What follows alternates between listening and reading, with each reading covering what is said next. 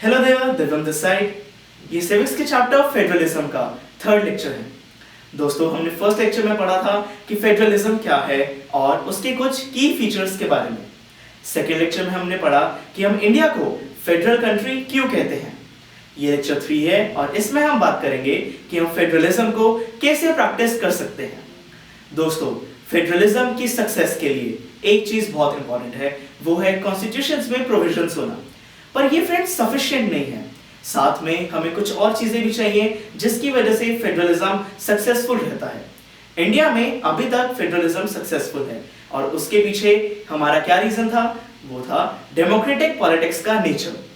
तो आइए देखते हैं कि हमारे इंडिया की डेमोक्रेटिक पॉलिटिक्स ने ऐसे क्या चैलेंजेस फेस किए कि फेडरलिज्म अभी तक इंडिया में सक्सेसफुल है। Let's begin.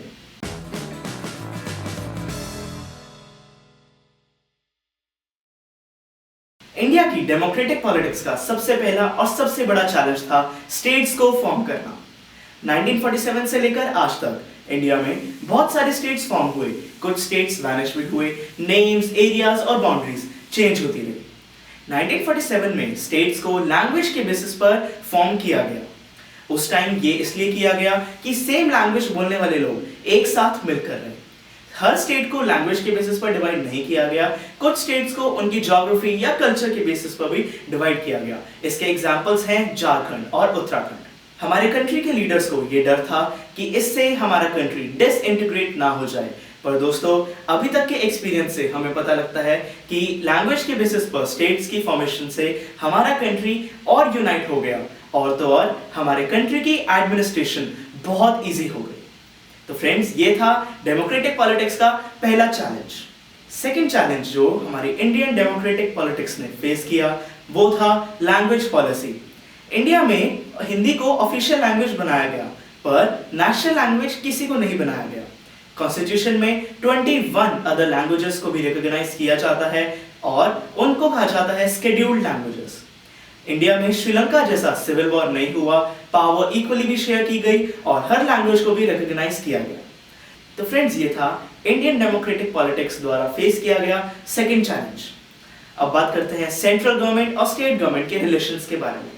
1947 के बाद इंडिया में एक ही पार्टी मेजॉरिटी में रही, वो थी कांग्रेस, स्टेट गवर्नमेंट में भी और सेंट्रल गवर्नमेंट में भी। फ्रेंड्स, ऐसी सिचुएशन में क्या होता है कि सेंट्रल गवर्नमेंट स्टेट गवर्नमेंट की पावर्स को कभी कभार अंडरमाइन कर देती है। पर फ्रेंड्स, ये तो फेडरलिज्म का फीचर नहीं है, तो इसलिए हम ये कह सकते हैं कि इंडिया में फेडरलिज्म पे 1947 के बाद स्ट्रॉन्ग नहीं था। 1989 में कोalition गवर्नमेंट फॉर्म हुई मल्टी पार्टी सिस्टम की वजह से। उस टाइम ये चीज बंद हुई और फेडरलिज्म इंडिया में स्ट्रॉन्ग होने लगा। तो हम ये कह सकते हैं कि फेडरलिज्म इंडिया में पहले स्ट्रॉन्ग नहीं था, पर 1989 के बाद कोalition गवर्नमेंट के आने पर और स्ट्रॉन्ग हो गया। तो friends, this was all about this lecture. इस लेक्चर में हमने पढ़ा कि फेडरलिज्म कैसे प्रैक्टिस की जाती है। नेक्स्ट लेक्चर में हम बात करेंगे डिसेंट्रलाइजेशन इन इंडिया के बारे में। अगर आपको ये लेक्चर पसंद आया, give it a thumbs up. अगर कोई डाउट है तो प्लीज कमेंट करो, अपने फ्रेंड्स के साथ इस लेक्चर को शेयर करो और सब्सक्राइब करना मत भूलना। अगर आपको नेक्स्ट लेक्चर में जाना है, just click here. Thank you and have a good day.